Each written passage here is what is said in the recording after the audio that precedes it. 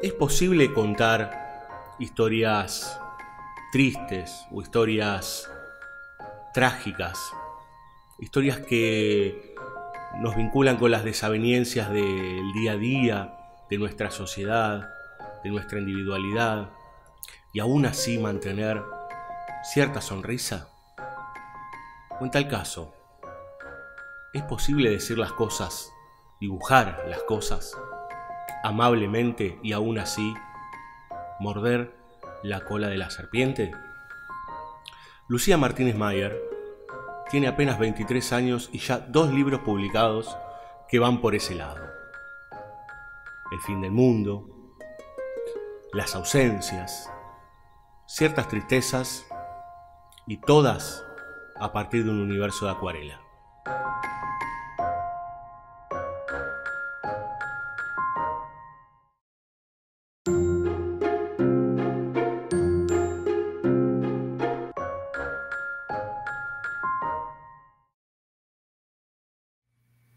Bueno, si me permitís, quisiera empezar. Vos sos muy joven, pero bueno, por lo menos al lado mío seguro. Quisiera retrotraerte a los primeros años. Yo sé que vos estudiás filosofía, además de ser ilustradora y de escribir historias justamente para cómic.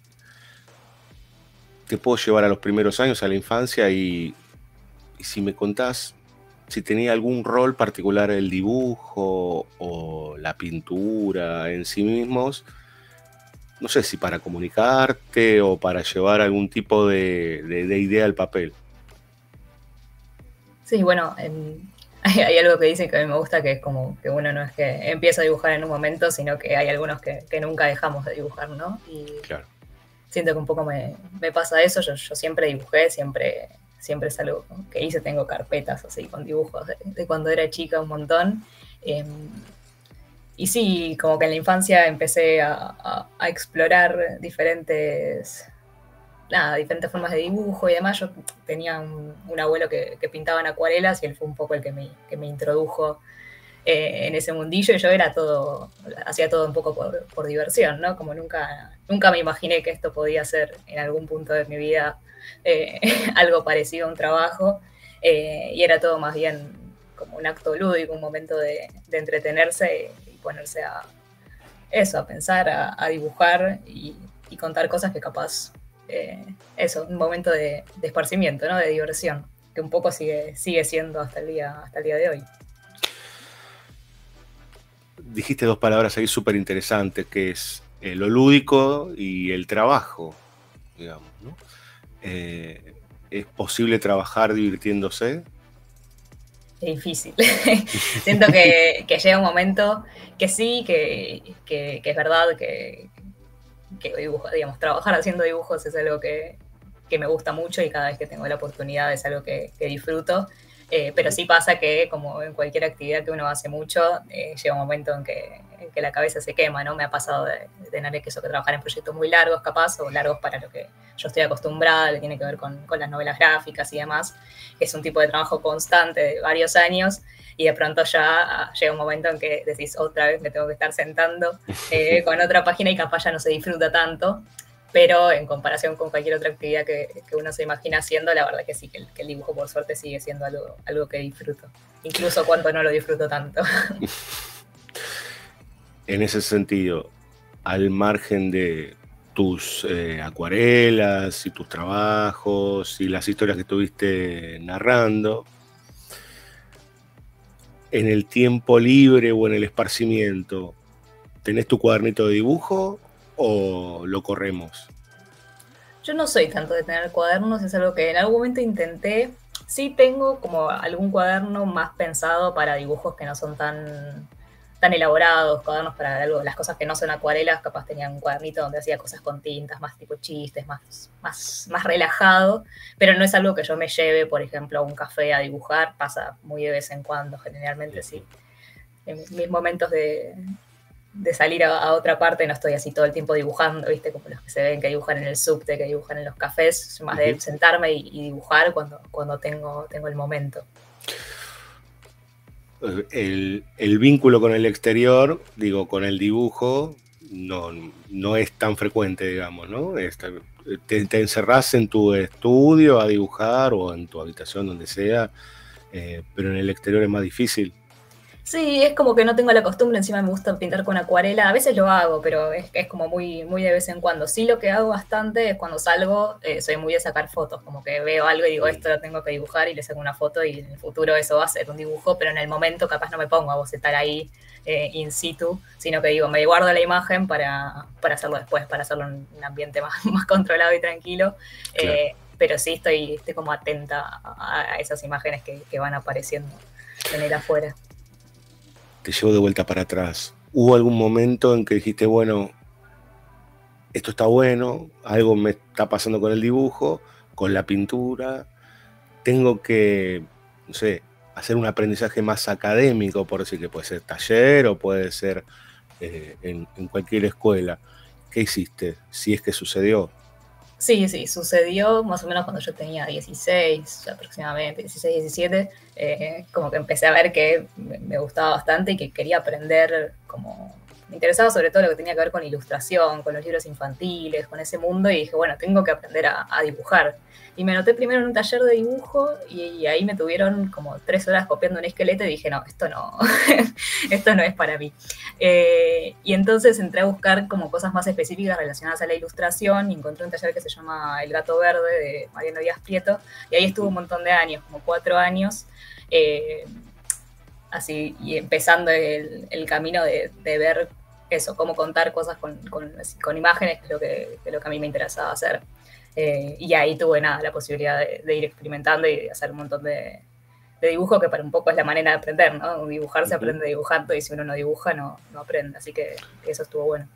O sea, ahí dijiste algo muy piola. En la repetición y en el probar y en el equivocarse es donde te puedes empezar a encontrar, de alguna manera.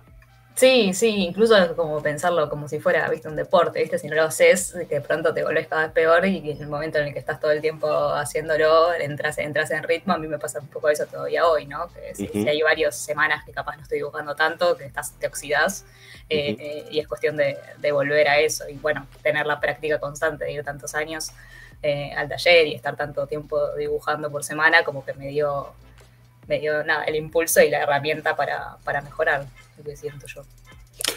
Y en ese hacer y hacer, ¿volvés a mirar lo que hiciste tiempo atrás? Sí, a veces sí. A veces me sorprendo para bien.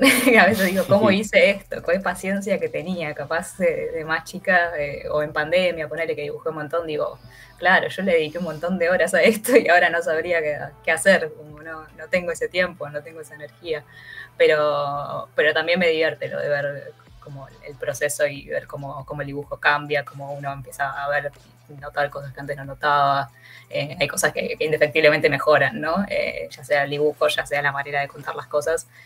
Así que está bueno compararse con uno mismo. Es una buena práctica. Te preguntaba porque a veces para algunos puede ser hasta casi obsesivo, ¿viste? Medio tortuoso, como mirarse, mirá cómo pintaba antes y qué sé yo, pero en otros casos puede ser muy fructífero, digamos, ¿no? Como ver los cambios o inclusive las variantes de estilo. Sí, sí, ver cómo cambia el estilo, cómo cambia mi manejo de acuarela. Yo la verdad que como siempre hice medio lo mismo en algún sentido. Yo siempre pinté con acuarelas y siempre, estuve intentando hacer este tipo de cosas, pero bueno, no sé, de chica me pintaba hacer algo más hiperrealista y decís, bueno, yo ahora jamás lo haría, o no es algo que yo me pondría a hacer. Y claro, ahí tenía una paciencia terrible y capaz estaba buenísimo lo que hacía. Y yo en ese momento era tipo, no, tiene que ser mejor. Así que sí, un poco de ver eso, cómo uno va cambiando la forma de ver lo que hace y las cosas que uno quiere hacer también. Hoy tenés material publicado, lo encontrás en librerías, en comiquerías, te volvés a mirar ahí, sí, te revisás. Sí, sí, sobre todo porque me gusta ver como el proceso terminado, como estas cosas que te digo que llevan tiempo y decís, ver el producto terminado y ver cómo se va recibiendo. A veces uno, qué sé yo, vuelve a ver a ver si se entendió esta parte de lo que quise decir, a ver si al final estaba bien lo que... Y generalmente, nada, por lo que estuvo pasando así con la recepción de los libros, es como interesante ver cómo se reciben las obras y para eso siento que uno un poco tiene que volver a eso que hizo. Te lleva al terreno de las acuarelas, que es un medio muy noble, pero no es tan fácil de manejar, o por lo menos por experiencia propia. ¿Qué te da? ¿Para qué? A ver, ¿por qué no? ¿Cómo llegaron las acuarelas? Contaste algo de tu abuelo, pero ¿qué te da en términos técnicos, en términos expresivos? Bueno, yo un poco lo que me pasa también es que no sé hacer otra cosa. Entonces, cada vez que me dicen que la acuarela es muy difícil, yo digo, claro, yo nunca, cuando lo intenté, lo abandoné al toque. Digo, no, nunca intenté hacer nada con acrílicos, nunca intenté hacer nada con óleo. O eso, no perduró el intento y como que vengo trabajando con acuarelas hace ya bastante, o sea, desde los 16 hasta ahora. Y tiene eso de mucha exploración propia. Capaz no tuve un taller así formal de acuarela, pero sí mucho videíto, mucho ver ilustradores, a ver cómo la usaban, y hay algo que me parece que tiene la acuarela que no tienen otras formas, que algunos dicen que es difícil, porque por ejemplo no se puede borrar, vos no le puedes poner a la acuarela una capa de acuarela arriba para que no se vea lo que hay atrás, porque justamente tiene esta cosa de la transparencia. Pero bueno, siento que te permite eso de trabajar por capas, de jugar con los colores, de jugar con las mezclas, y con el agua más que nada, que me parecen sumamente divertido, ¿no? A mí que me gustan los colores y esas cosas de cómo se mezcla el agua en la hoja, que con otras técnicas por lo menos no me pasó o no me atrajo tanto. Así que eso. Bien, porque aparte da, o por lo menos viendo tus ilustraciones, hay distintas formas, por supuesto, de utilizar la acuarela, pero en tu caso da cierta calidez, digamos, ¿no? Cierta amabilidad del propio dibujo, de la propia viñeta para con el espectador. Sí, de hecho, como a veces hago ilustraciones que tienen que ver, no sé, incluso en los libros, como capaz es un clima muy apocalíptico, pero ese apocalipsis que se planta con una mancha de acuarela es capaz mucho más ameno y mucho más amable y se genera esa contradicción, ¿no? Es un apocalipsis es lindo, ¿no? Estéticamente amable, y me parece que es divertida la contraposición que puede haber entre la acuarela y lo que uno intenta contar. Pero ahí se suma algo que es tu estilo de dibujo, que es un estilo de dibujo también amable de ver, digamos, ¿no? Tiene muchas curvas, un trabajo bastante detallado, pero que no te pide estar como mirando los detalles. Digo, por ejemplo, lo que era el cómic de los 90, ¿no? Que era imposible estar en una viñeta porque estaban todos los recursos puestos. Buscas, cuando dibujas o una viñeta o una ilustración en particular, ¿la idea está primero o arrancás ahí a probar algo y ahí vas viendo qué se va expresando? ¿Cómo es ese proceso creativo? Y generalmente yo voy viendo, o sea, generalmente no tengo la idea muy clara antes de arrancar en el papel, pero sí me hago bocetos, sí, digamos, planto por lo menos una idea general, y a partir de ahí voy entrando más al detalle. Que igual mis detalles, como decís, no tengo un dibujo sumamente detallado. A veces pienso, bueno, tendría que parecerme más a los historietistas de los 90, ¿no? Tendría que tener más ¿Pero recursos. por qué? No. Pero bueno, a la vez como que estoy bastante cómoda en esta manera de dibujar, que capaz eso, es como más amable a la vista, y incluso capaz me lleva menos tiempo. Y siento que hay algo de las expresiones y de la manera de contar las cosas que también se puede lograr con menos trazo, ¿no? Un poco el juego de, bueno, cuántas emociones puedo transmitir con ojos de puntitos y que las cejas son 2 líneas, y decís, y se puede bastante, y como explotar ese recurso al máximo, aunque el dibujo sea sencillo, me parece que está bueno, que es divertido y que genera algo, ¿no? Empatizar claro, con el porque pienso que sencillo no es sinónimo de, no sé, que no comunica o no tiene nada que ver. Total, es como hacer de lo mínimo algo expresivo, y de hecho yo como que probé bastante de lo que venía trabajando de la ilustración, como que a mí los personajes de los libros infantiles, ponele, me fascinan, es como están son así, sumamente sencillos, y vos los ves y algunos tienen una dulzura enorme porque justamente tienen que atraer a niños que están ahí para mirar. Claro. Y un poco seguimos siendo esos, ¿no? Niños que miran, y me gusta pensar, bueno, ¿cómo hago que estos personajes transmitan cosas? Pero para ahí hay algo que está bueno. Vos decís, bueno, ilustraciones que se vinculen con los chicos, a veces tienen que ver con simplicidad para vincularse, a ver, más intensamente, pero tus obras no son estrictamente para chicos, al contrario. No, de hecho no lo son, ¿viste? Pero bueno, un poco tienen esa cosa de la niñez y de la infancia que están metidos, como que yo sé que no son para niños, por lo menos las historietas que vine haciendo no lo son, a futuro veremos, pero sí está esa cosa de adultos que no saben bien qué hacer, sí, como no son adultos cerrados, no son superhéroes fuertes que luchan con todo y pueden con todo, sino que tienen esa cosa de la vulnerabilidad y demás, que en algún punto empatiza con esa digamos, con remitir al Claro, porque también uno vincula lo adulto con algo que puede ser o cruento, o fuerte, o detallado, y en realidad, digo, se puede ser súper simple y dulce, si querés, para poder llevar una idea, llevar una historia. Pensaba en tu último trabajo, digamos, la historia es muy terrible. Sí. Hay algo de eso, de contar cosas terribles de maneras en las que capaz es diferente si se cuenta con un estilo que con otro. Si se cuenta algo terrible con un estilo que es todo terrible y todo sobrecargado, capaz el lector queda apabullado de la información, y de esta manera como que logras que el mensaje llegue de una manera diferente. A mí me gusta, por ejemplo, bastante, digamos, historietistas franceses. Se me ocurre, por ejemplo, Hippie, el italiano, y que elabora mucho con acuarela, mucho también con rasgos y, digamos, expresiones mínimas, con pocas líneas y demás, y tiene un libro que es terrible, que se llama, ¿cómo se llama? Algo de los hijos. La Tierra de los Hijos, creo que se llama, que es en blanco y negro, y es una historia terrible.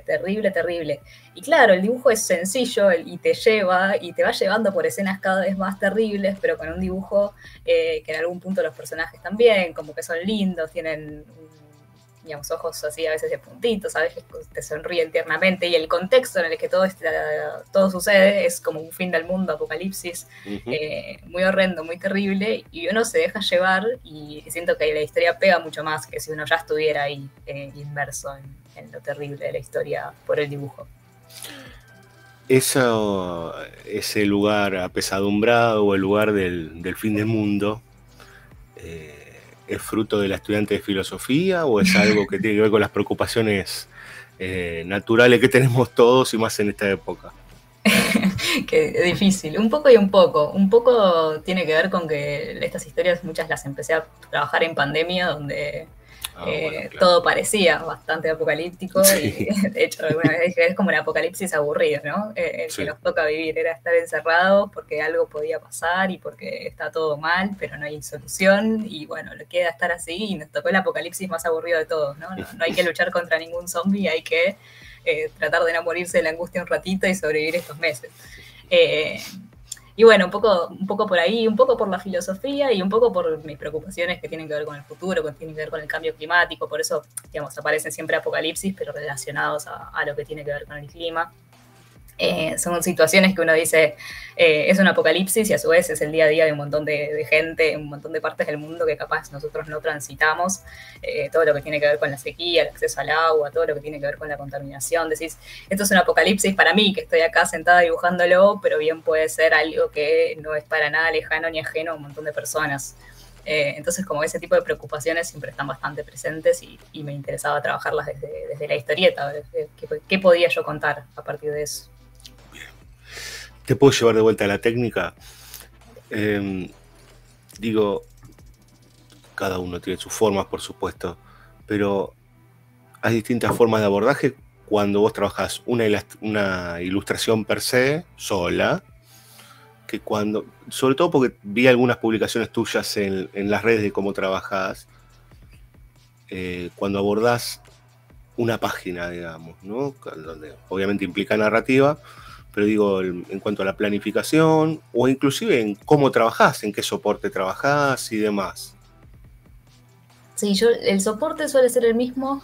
Y yo vengo trabajando en hojas de acuarela. De hecho, tengo como estoqueadas un montón de hojas de acuarela porque es como la única herramienta que uso.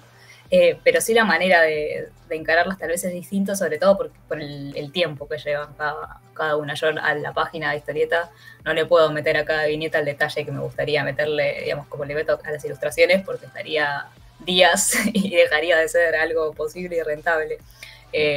Entonces, capaz en las ilustraciones me dejo eso, meterme muy al detalle, trabajar con con referencias fotográficas y exprimirlas al máximo y no quedarme solo con, bueno, cómo funciona este fondo, sino ir mezclando. De hecho, no sé, pienso en algunas ilustraciones que dice que tienen que ver así con el apocalipsis, y claro, yo estuve un montón de tiempo plantando la ilustración, que era bastante grande, y buscando, era una ilustración sobre una ciudad y tenía un montón de tanques de agua.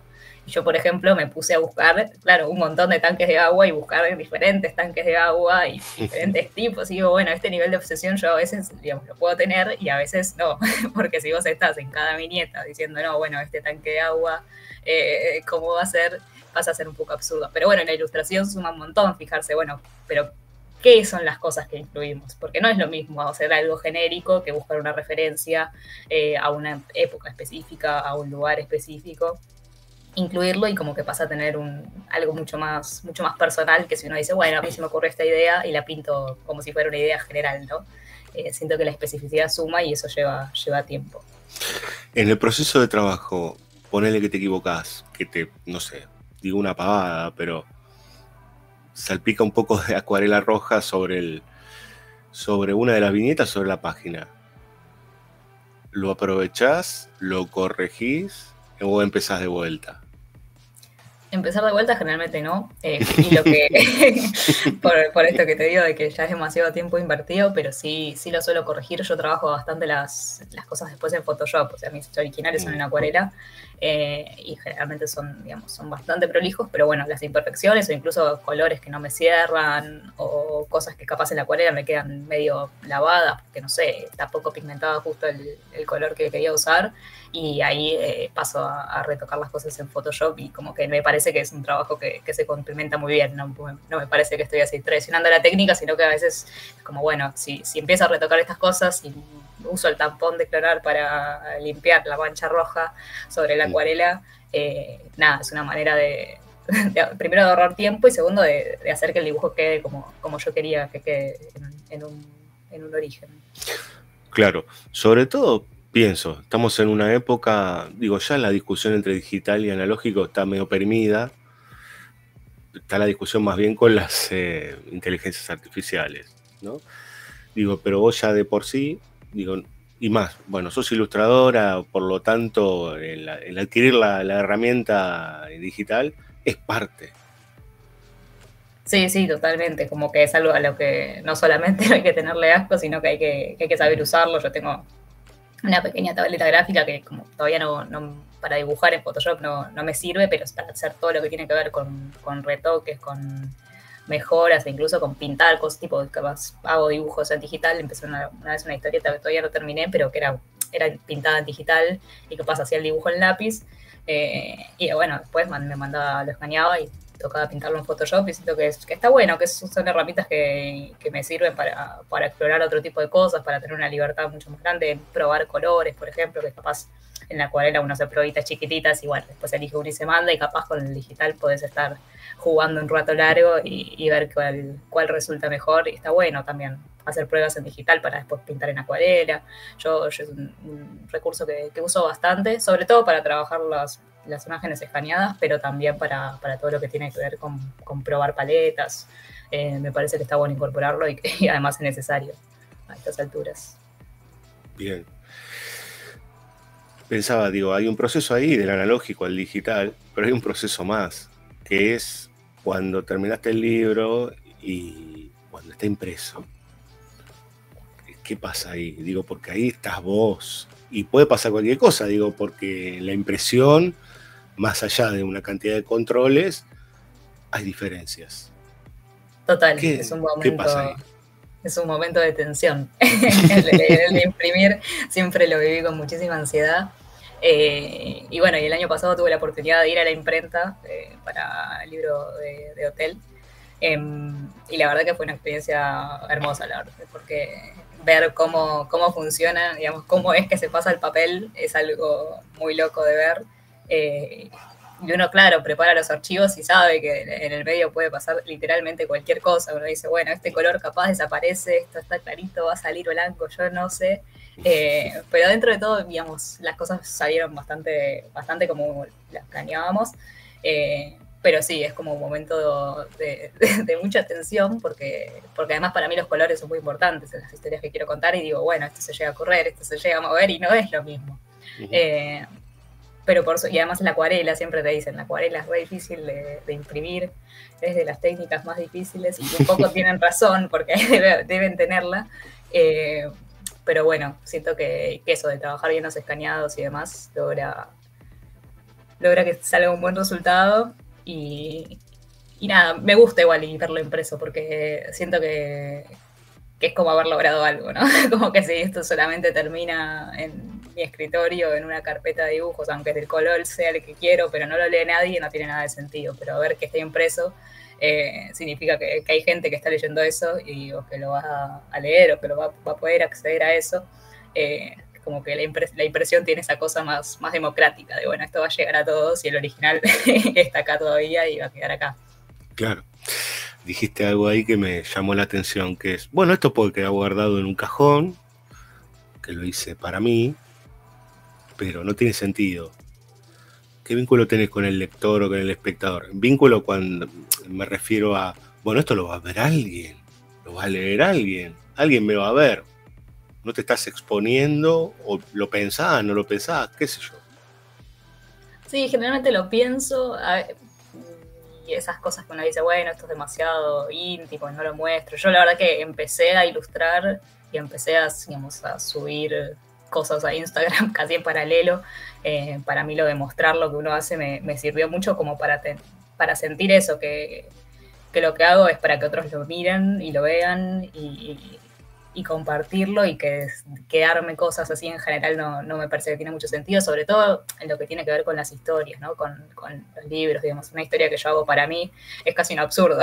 O sea, yo hago las historias para que otros la lean, pero sí pasa que uno a veces hace algo y está ese momento de imprevisible de que decís, no sé cómo el otro lo va a entender, Claro. Cómo va a ser recibido. Y me ha pasado, ¿no? De leer reseñas y decir, qué rara esta lectura, y capaz no es rara, es una lectura más, solo que yo tenía otra idea cuando la había pintado, pero bueno, incluso desde la filosofía uno puede decir, la obra no es del autor, ¿no?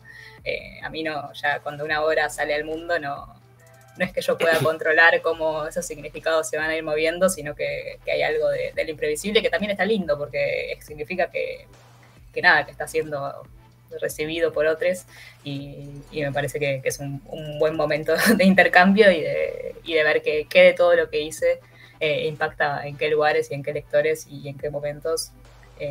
Siempre, no sé, me está gustando lo de recibir lecturas y demás. Me parece que es un lindo momento de intercambio. O sea, hay algo también ahí de, no digo gozoso, pero digo interesante de recibir la opinión del lector. Pero digo, te llevas bien también si aparece una crítica, si te dicen esto podría ser así, asá. Digo, te lo pregunto porque para mí sería aterrador. Es aterrador que suceda, pero siempre siento que las críticas nunca son tan terribles cuando son expresadas de la manera correcta. Siento que además yo soy muy consciente de que estoy aprendiendo, ¿no? Yo tengo 23 años y cuando, digamos, recibo críticas o recibo recomendaciones o recibo consejos, los voy a tomar porque me parece que estoy en ese momento en el que todo me sirve, y si no me sirve, bueno, me fijaré. Pero eso, yo soy consciente que hay gente que sabe muchísimo de historieta, que hay gente que leyó un montón de cosas, que hay gente que sabe contar historias, y todas esas personas pueden tener opiniones, y cualquier cosa que digan me puede servir para enriquecer trabajos futuros.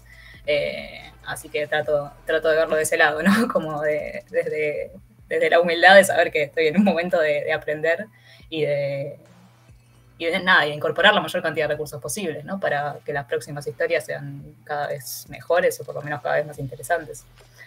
O por lo menos para intentarlo. Pensaba en términos de, bueno, el vínculo con el espectador y demás. Digo, pero a veces hay vínculos inversos que tienen que ver con los que nos enseñan. Vos hablaste del taller de ilustración, pero también tuviste un vínculo, digo, de maestro-alumna, o como vos lo pienses, con Ignacio Minaberri. Sí, yo con Ignacio empecé a hacer un taller también en pandemia, ¿qué fue? Creo que fue fines de 2021 hasta fines de 2022, un taller que daba en Espacio Moebius, de historieta. Y la verdad que me sirvió mucho porque yo, digamos, venía, eso, fui a un taller durante mucho tiempo y también trabajé historieta, pero bueno, eso de ver a cómo trabaja un historietista, al que uno encima admira, me permitió eso, como primero desmitificar un poco la tarea esta del historietista, que yo vengo haciendo cosas y decís, no, jamás podría publicar un libro, nunca voy a estar a la altura, nunca nada, y decís, bueno, hay alguien acá que me está mostrando cómo, no sé, cómo escanea, cómo piensa los personajes, o cómo, y digo, bueno, estos recursos se pueden tomar y tampoco están tan alejados de algo que yo más o menos venía haciendo. Entonces, como entre enriquecer un poco el trabajo y empezar a prestarle atención a cosas que antes no le prestaba tanta atención, nada, lo de Ignacio me sirvió mucho para trabajar. Además, yo admiro mucho su trabajo, soy fanática de Dora, creo que es una de las primeras novelas gráficas que leí, más o menos. Y tiene algo de la dulzura, de la manera de contar las historias, de cómo trabaja los personajes, de cómo trabaja las historias, que es admirable, ¿no? El trabajo visual y el trabajo de archivo que hace me parece una cosa de locos que nada, me genera mucha admiración por un lado, y por el otro eso, me sirvió para enriquecer y empezar a fijarme en detalles que capaz creía que eran simples agregados y hacen realmente a la historia. Una de las últimas, pero por eso no menos compleja. Por ahí es más cercano a la estudiante de filosofía la pregunta, pero bueno, vamos a ver. Bueno, el hombre es el lenguaje, digamos, ¿no? Ahora digo, el lenguaje verbal. ¿Podría Lucía vivir sin dibujar? No, yo creo que no. Y que de hecho las veces que ahí me pasa, que es como ya que se me instaló como un hábito, y que a veces me pasa que, por ejemplo, no sé, ahora estuve preparando un final y capaz por semanas no puedo sentarme a dibujar y hacer dibujos complejos, no puedo, digamos, trato de hacer dibujitos chiquitos por lo menos, pero no puedo tener esa práctica constante de dibujo, y lo siento física y emocionalmente, como esa necesidad de en algún momento poder volver a la hoja. No sé si es por una cuestión existencial o si es una cuestión de hábito, todavía no lo logro dilucidar, pero sí me parece que es algo que a mí, digamos, me sirve mucho para descargar ideas y emociones y energías y demás, y por el otro lado también me sirve para canalizar muchas veces los tiempos que estamos viviendo, ¿no? Como hay momentos políticos y históricos, claro, que nos tocan atravesar, que si yo no dibujo, esto no va a ser posible. Y claro, poder compartir eso con otros. El dibujo es eso, ¿no? Compartir con otros. Bueno, en algún punto, a veces está un poco denostada la palabra, pero el arte como terapia, digamos, ¿no? Como tratar de, no digo evadir, pero sí poder depositar cosas que a veces la palabra no puede expresar, o no, por los vínculos. El estar uno con su dibujo y después inclusive compartirlo. Total, sí, es el momento de hacer catarsis, incluso con la palabra, ¿no? Yo soy mucho de usar la palabra y al mismo tiempo el dibujo, ¿no?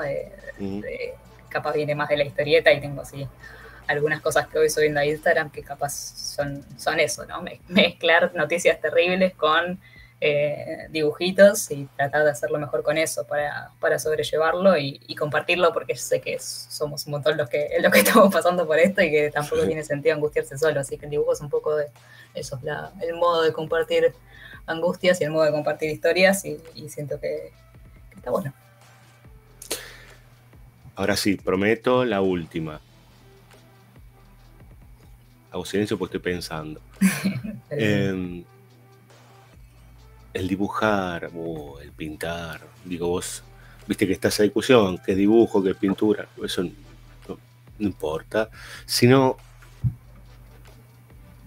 el dibujar se aprende, es algo que ya viene. ¿Qué pensás? Digo, creo que es una discusión bizantina, pero ¿vos qué pensás?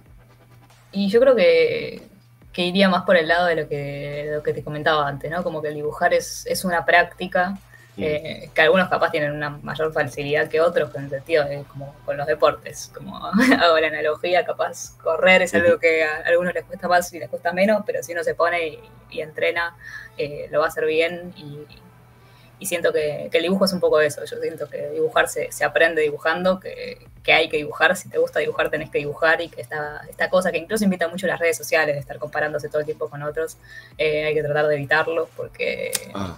bien, eso dibuja, está bueno.